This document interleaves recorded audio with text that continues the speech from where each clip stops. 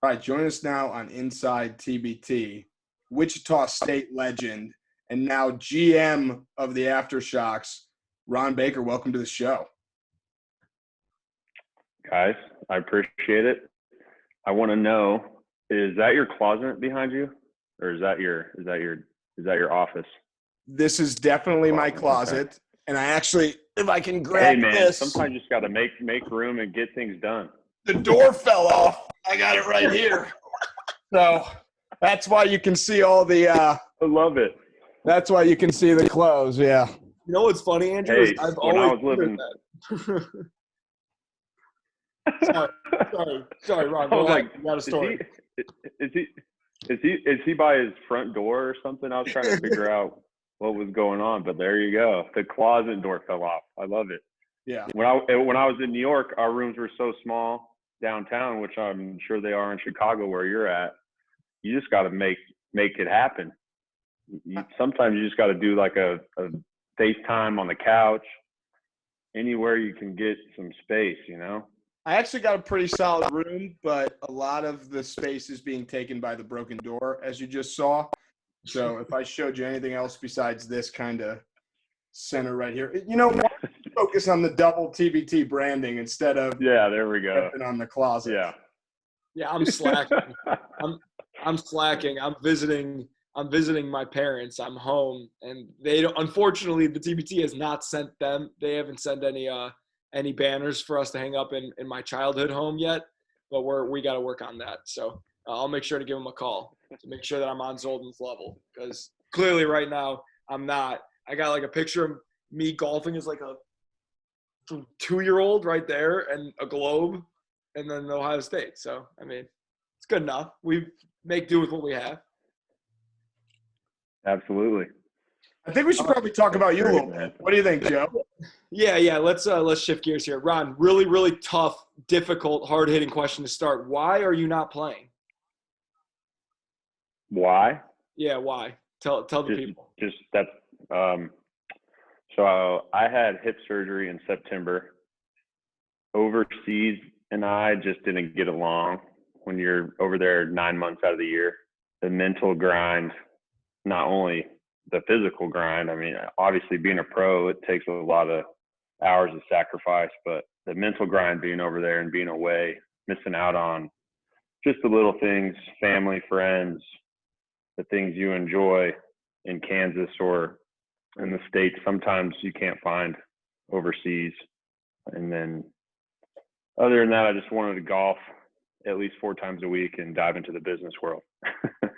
God, I love that. Oh, I love that. What better way to, get into the business world than become a general manager of a basketball team? I mean, you're going to be dealing with money. If you guys win, you're going to be potentially getting sponsorships. So you got to get a patch on the AfterShocks team jersey. Any local sponsors in mind for the jersey patch?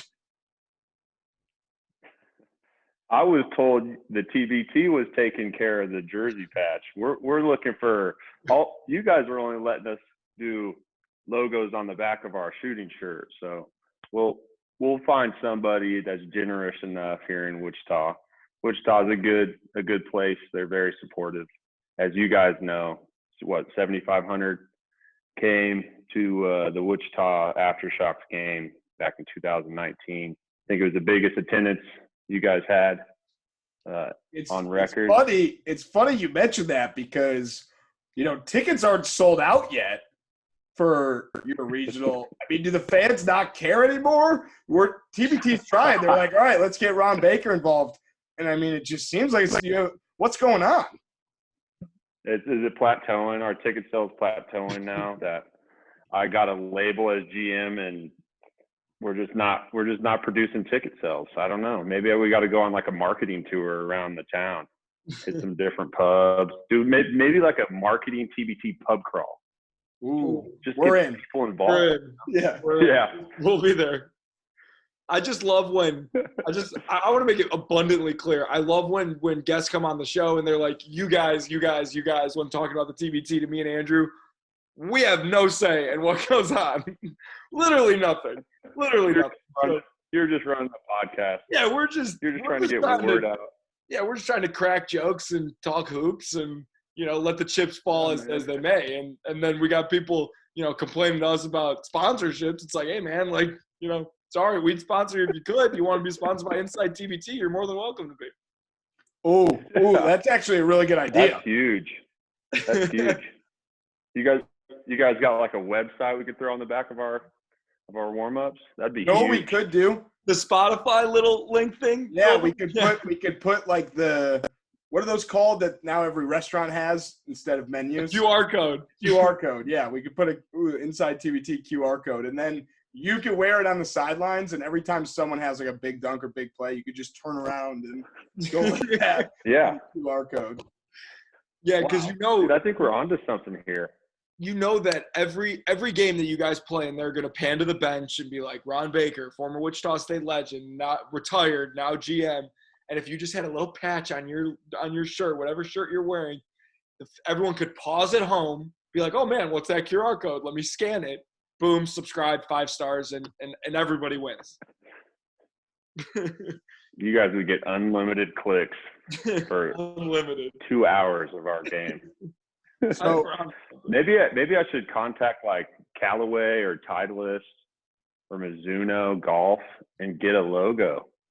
Unlimited golf balls for life.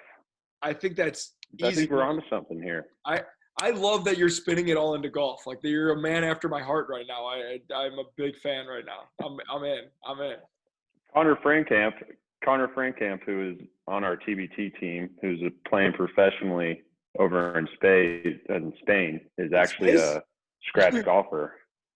He's a scratch golfer. He's playing over in Spain. Oh, yeah. Wow. And Spain, that's why he went there, is because they got nice weather, and he goes to the course every day after practice. So we're going to need a golf sponsorship to get him to stay on the team year in and year out. Well, what's your handicap? I'm sitting at about a 12, but it's going the wrong direction right now. Oh. You're coming towards me. No excuses. Yeah, no excuses. Yeah, I'm about to hang out with the boys real quick. So you mentioned Connor Frankamp. Can you tell us anything else about the squad? Can you give us, some inside TBT, inside scoop of who you're going to be rolling out there for the first game? Anything is much appreciated. We'll get a raise. More clicks. The team right now is just 5 guys. What's cool about it is they're all younger guys. I actually only played with 3 of them. Richard, Kelly, who is over in Italy, I believe, and then Marcus McDuffie. And then I played a semester with Connor Frankamp. And then we have a point guard, Samaje Haynes-Jones, who's actually from Wichita. He was a Juke All-American at Hutch for 2 years, and then he came here and played with Marcus his senior year, quite a few minutes. So excited for those core guys that actually played together for 1 to 2 years to come back and be involved. I will give a little spoiler, is that we are targeting a couple players that are actually older than me. And I'm 28, so trying to bring in some guys that are still professionals overseas and played on the NIT championship team and also in the Final Four. Perfect. That's all we needed. So there's your inside TBT. Exactly. You just got to wet the beak a little bit, and that's perfect. That gets our gears turning. That lets us speculate. You mentioned the Final Four. How is Chicago's own, Rockford's own, Fred VanVleet, what's his involvement with the team so far, if any? J.R. Simon and him are really close. We're all close, but they stay in contact the most throughout Fred's season. We've said that we would love for him to be involved. Obviously, him coming off a season in the NBA, he's going to want his free time and throughout the summer, so we'll respect that. But he knows that he's welcome to be involved in any way he wants to. It'd obviously be sweet to see him there supporting guys that he played with and guys that obviously respect him. So he's always welcome on our show as well. We got an extra Zoom box for him if he's ever getting real bored. I know you've made it pretty clear that, you're not playing, but I do have to tell you, you would not be the only retired professional player if you did decide to suit up. Devendorf, I feel like he's been retired for 15 years and he still shows up every year. See, there's guys like that. That's why I love this tournament. There's guys like that. You hear those names. They're just natural hoopers. Like I'm the type of hooper, I got to be there every day. Devendorf, on the other hand, he's just showing up. He's making the team regardless, and he's going out there and dropping 55. Like, he's a hooper.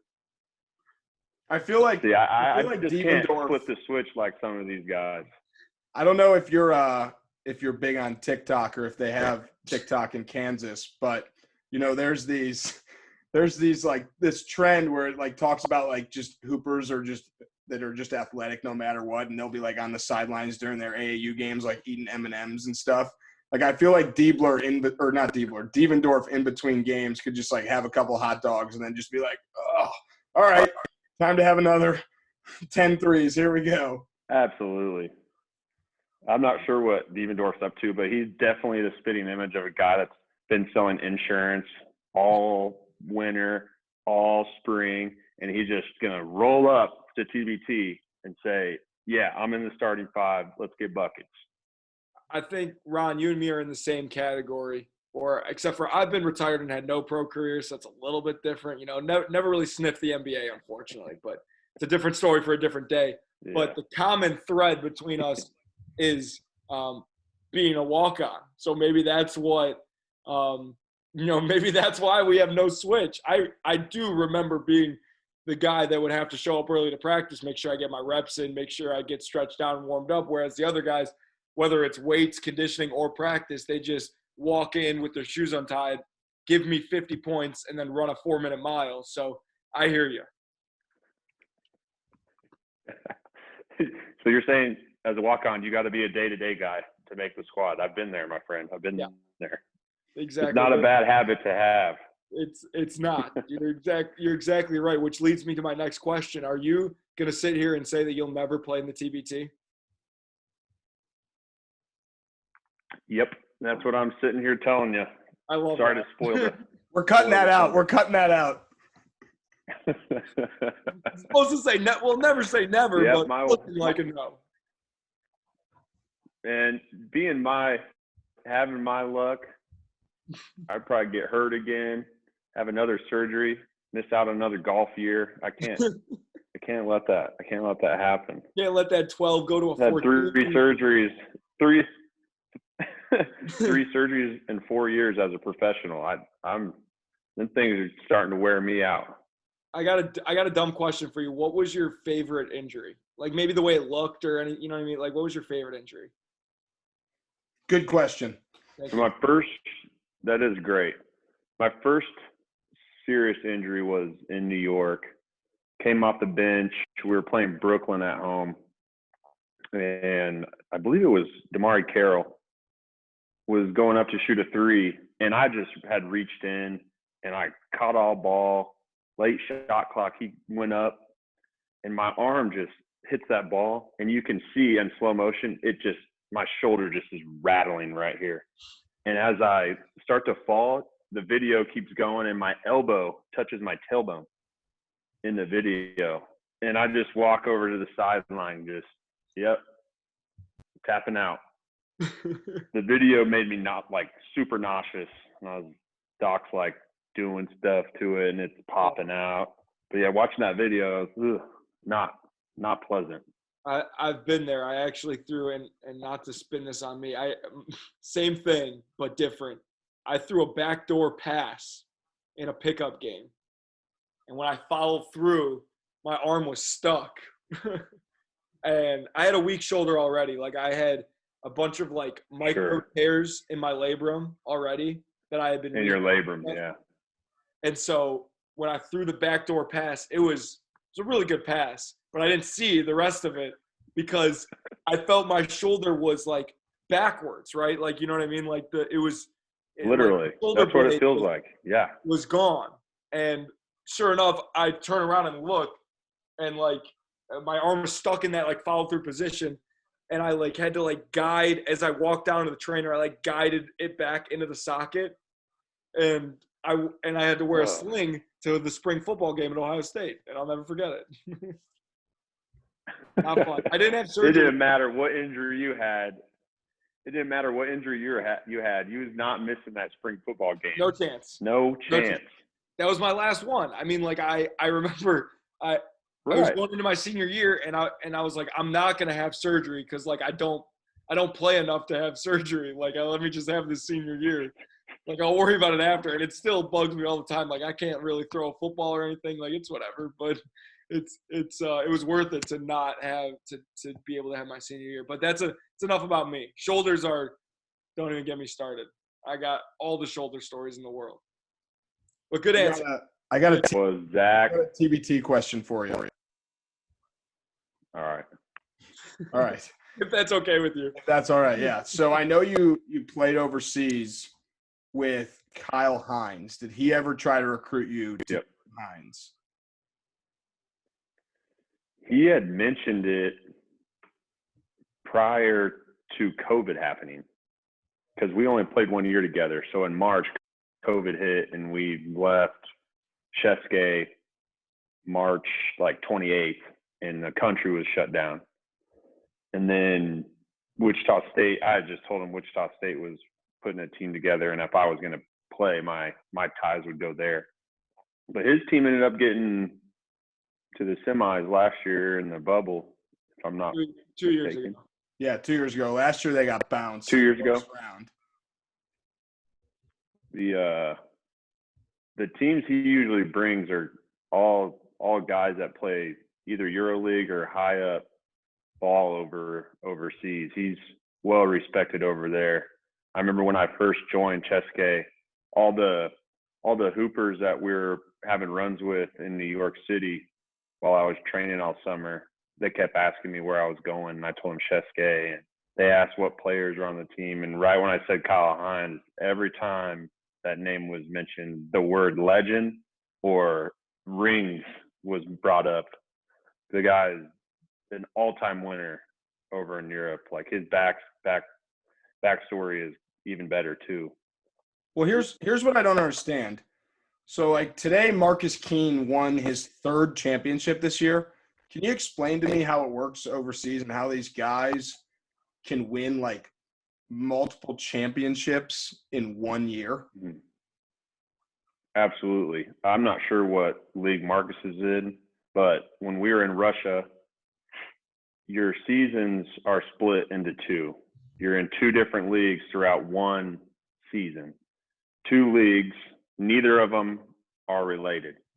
So for instance, Moscow Cheska, we were in the EuroLeague and we were also in a Russian league. So we'd play 1 to 2 games a week, and we knew if it was going to be Russian league or EuroLeague. So when you see guys like that winning a championship, it might be their domestic league or it could be whatever superior league they're in. I think it goes EuroLeague, Euro Cup, Super League. There's all sorts of different other leagues that allow you to compete against the Super League, not soccer, but okay. Oh man. But yeah, there's other. It allows other domestic leagues to play foreign countries, is what it amounts to. Gotcha. So it was that's the classic, like European basketball is the classic, like, yeah, I know exactly what it is. And then someone asks you to explain it and you're like, I can't explain it, but I get it. It's so hard to explain. You have to be there and physically go through it in order to comprehend how it works, because you might play in a Russian league game. You got new officials, you got a different type of basketball. And it's just something you have to physically go do and to comprehend how it functions. My last question I have for you, GMs typically build the team and then sit back and watch, their creation go to work. Are you the type of GM that you're going to be heavily involved during TBT, or are you going to get the team together and take step back and take a deep breath? To be honest, labeling me GM is, yeah, it's great and all. But behind the scenes, Zach Bush has honestly been doing majority of the work as far as reaching out to players. Before I joined, I had told him that us three were kind of going into this thing and us three were going into this thing and we were cooperating as one. Whether we're co-coaches, co-GMs, it didn't really matter. We were thinking us three, we can assemble the team that we want. We want about 9 to 10 guys. If we can get all WSU guys, great. I think we're leaning, like I said, towards 9 players. And like the good thing about it, all of this is Wichita State has a lot of pros. At some point, you're gonna have to not cut a guy, but not allow him to play. If you want 9 guys, that 10th guy is gonna feel kind of left out. If you want 20 guys, the 21st guy is gonna feel left out.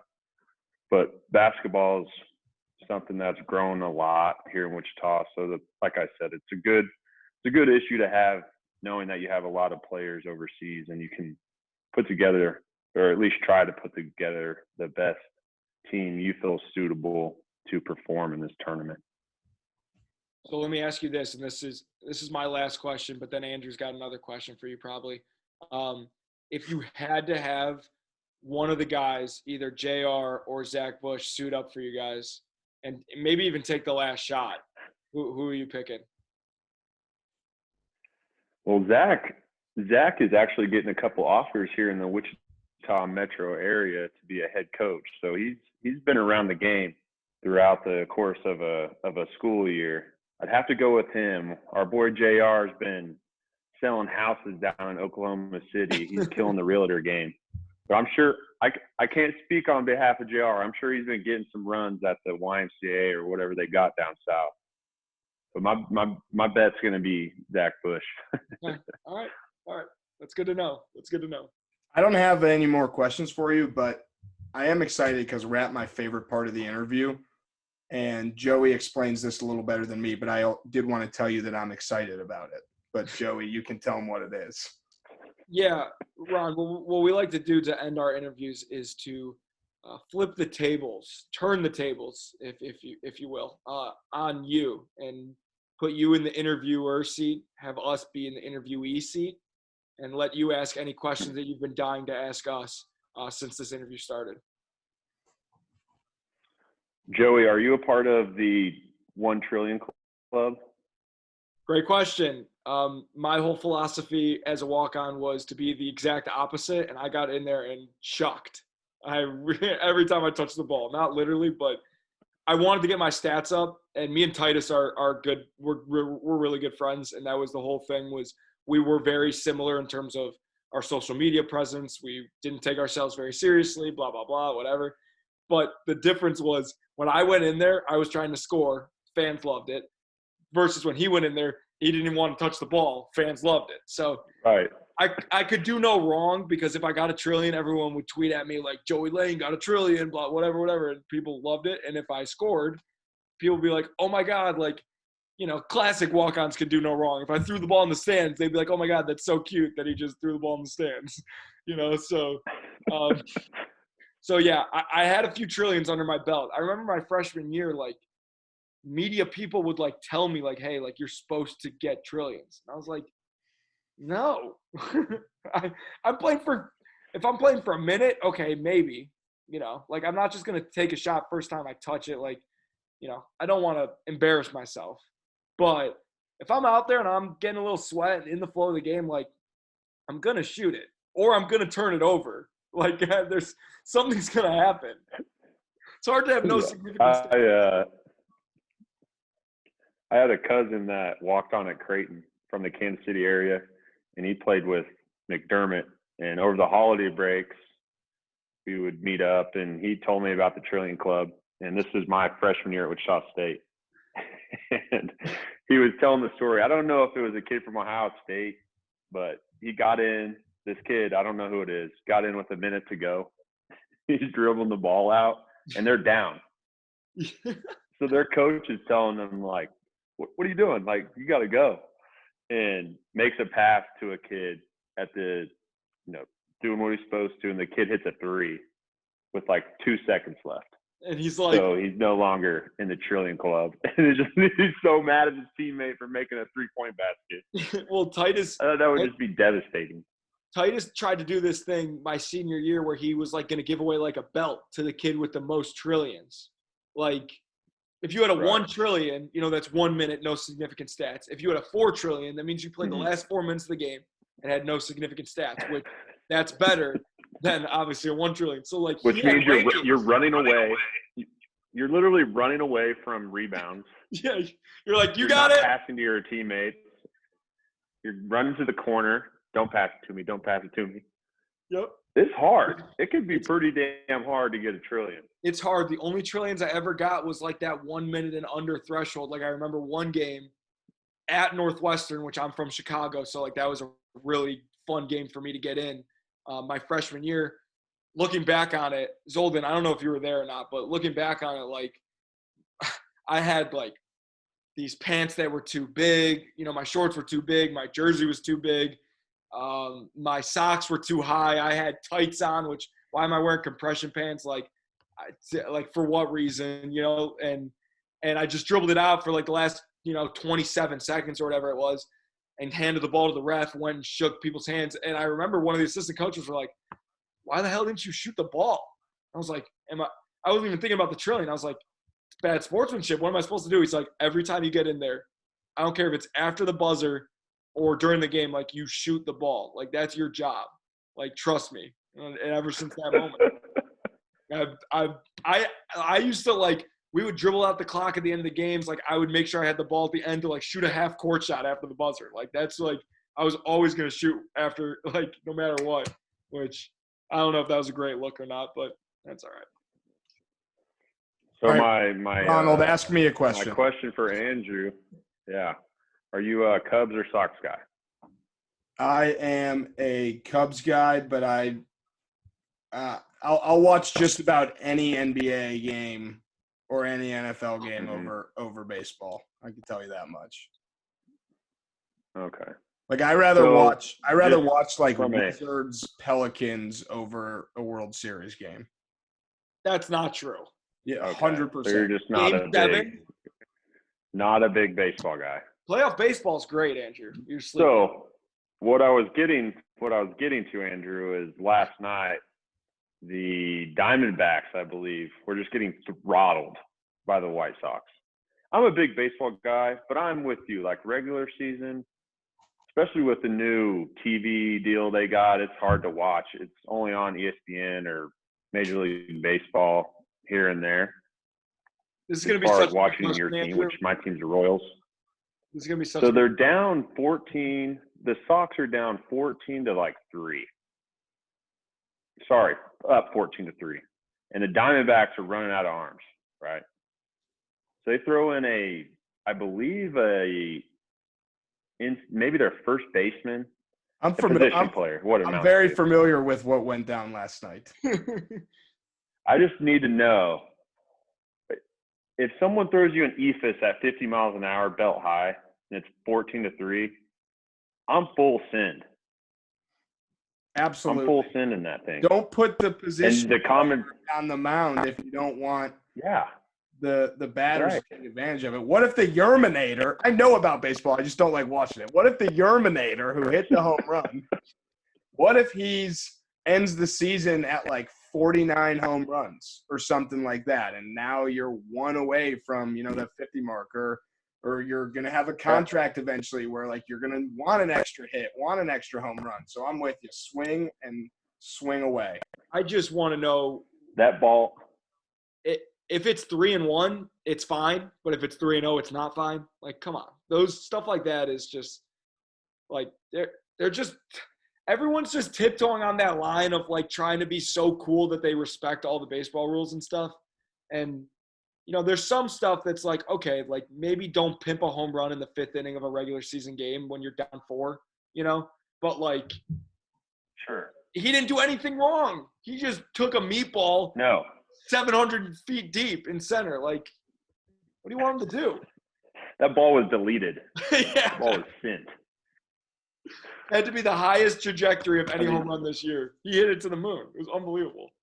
And I don't know who was commentating the game, but he was immediately just like, I don't know if I like that. I don't know if I like that. On the flip side, you got Jason Benetti, who's the Sox play-by-play guy, who's one of the best in the business, obviously college hoops guy as well. And he was like, he hit it and he goes, oh my God, that ball is sent to the moon. And he loved it. So Benetti's the best though. I mean, he's never going to say anything wrong. Benetti, I mean, that dude's the best. So of course it's the Diamondbacks guy. If it was the reverse, they'd be like, ooh, I got breaking news. Marcus Towns is playing with mental toughness TBT. Breaking news. There was talks of a Loyola alumni team, but it looks like that will not be happening. Andrew, I was about to ask a little trivia question to ask Ron if he knew where Marcus Towns went to school. But you would have known that. You're a big sports guy. They were in the Valley. Ron, good point. Before we let you go, can we all smile so I could take a screenshot of this and then tweet it to tease it? I got to fix my hair. Sure. Yeah, let me fix my hair too. Yeah, fix your hair now, Joe, even though the whole thing's going to be on video. Yeah, bro, I always look good. I'm not worried. All right, 1, 2. Oh, wait, hold on. Sorry, listeners. 1, 2, 3. Perfect. Now we got the tweet. Ron, are you a big sports trivia guy? Yeah, it depends. It depends on what sport, I suppose. Okay, well, this is a college football / college basketball question. It's our favorite. We have another podcast, which is kind of how we got this gig. But on our other show, we love to ask our guests this question if they think they know their stuff. My question to you is, do you know what the last – and Andrew, tell me if I'm asking it wrong. Do you know the last school to have both the number 1 overall pick in football and basketball is? Football and basketball? And if you can name the players, that's a bonus also. Football and basketball. I was going to say Texas was going to be my first answer, but KD was the second pick. And I think Vince Young was maybe right there. He was a little bit later. I think Vince Young was like 08. A little later? Yeah. Good guess, though. Running back or quarterback? I can give you that if you really need it. I'll before I give you that hint. No, actually I would. I think the year would make it too easy. Unless it was before 2000. It was not before 2000, but it was before 2010. I'll give you that. In that little space. That 10-year span. And I can give you the position if you really want it. I don't think it's going to give it away because, I mean, it's a quarterback. Every number 1 overall pick's a quarterback. Yo, you got to give it to him because I got to go. Okay. Twist. Andrew has to go. A twist on the interview. It's a red school, and it's out west. That's Pac-12. And it's not USC. If that doesn't make it any easier, then I don't know. No, I give. Basketball was a center. And he's not from America, but he played college basketball in the United States. What the hell? He's from California. He's from Australia. He's from Australia, mate. Oh, Utah State. Regular Utah, but Drop the state. Yeah. Oh, yeah. Sorry. Yeah. Not drop the state. Bogut and Alex Smith. Yep. Exactly. Wow. Yeah, save that one. That's an all-time. That's something. That's an all-time sports trivia question. Save that one for a rainy day when you need to stump someone. That's a good one. I was overthinking that. I figured Bogut was way before 2010. It's hard. Like most people say Ohio State because Greg Oden, and then not Troy Smith. Mm-hmm. There was a bunch of guys who were close to going number 1, like in that era. Well, the Ohio State version of that is, I think Terrell Pryor and Greg Oden might have been right next to each other for number 1 recruits. Yeah. Fairly close, yeah. So, Ron, next time we have you on, we'll have more trivia for you. And If you make it, I'm big trivia guy. If you make it to Dayton, we'll hang out. Love it. Look forward to it. All right, man. Thanks for your time. We appreciate it. This was a blast. Appreciate the time. Thanks, man. No doubt, Talk guys. soon. Be good. Yep. Take care. See ya.